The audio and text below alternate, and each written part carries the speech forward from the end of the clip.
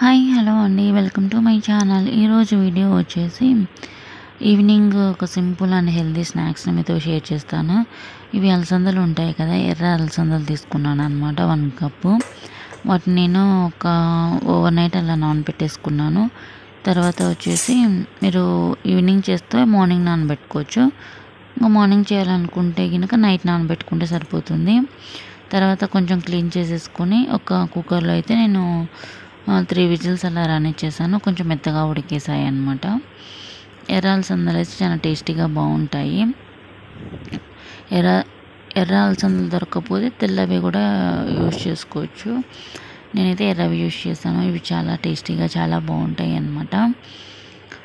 ఇలా విజిల్స్ వచ్చేసినాక మెత్తగా ఉడికిన తర్వాత మనం స్టెయిన్ చేసేసుకోవాలి.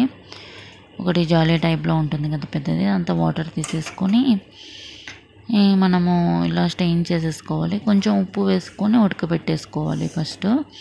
తర్వాత ఒక ప్యాన్ తీసేసుకొని కొంచెం ఆయిల్ పెట్టుకోవాలి. డీప్ ఫ్రైకి పోపుకి సరిపడా ఆయిల్ పెట్టేసుకొని దానిలో ఆవాలు జీలకర్ర అవి యాడ్ చేశాను. తర్వాత వచ్చేసి సన్నగా చాప్ చేసి పెట్టుకున్న ఆనియన్స్ ఉంటాయి కదా, ఆనియన్స్ని యాడ్ చేసుకున్నాను. మనం ఎన్ని ఎక్కువ ఆనియన్స్ యాడ్ చేసుకుంటే అంత బాగుంటుంది అనమాట.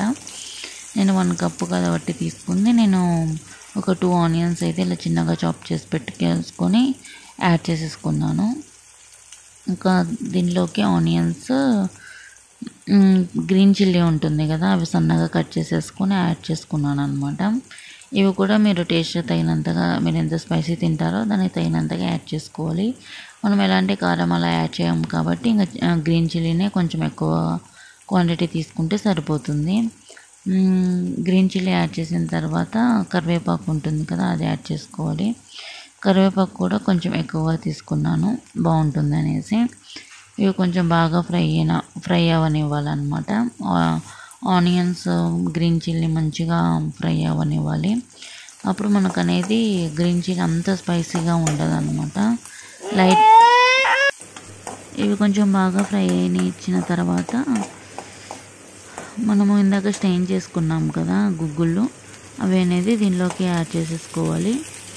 మనకి సాల్ట్ కొంచెం చూసుకోవాలి, అది సరిపోకపోతే కనుక దీంట్లోనే యాడ్ చేసుకొని కొంచెం సాల్ట్ కలిపేసుకోవాలన్నమాట బాగా. అంతే అండి. ఇవి ఈవినింగ్ టైం తింటే చాలా బాగుంటుంది.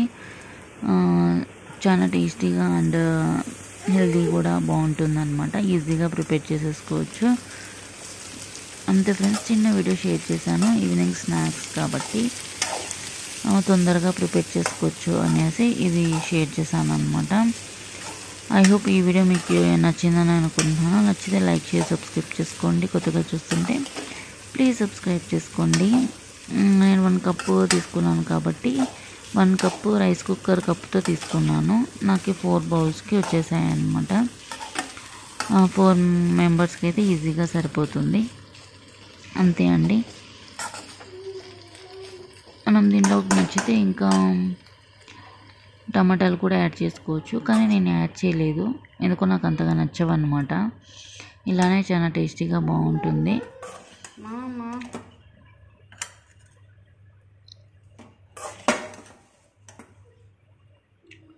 వేడివేడిగా తింటే చాలా బాగుంటాయి అన్నమాట. అంతే. ఇక మేము 3 మెంబర్సే కాబట్టి 3 బౌల్స్కి వేసాను. కొంచెం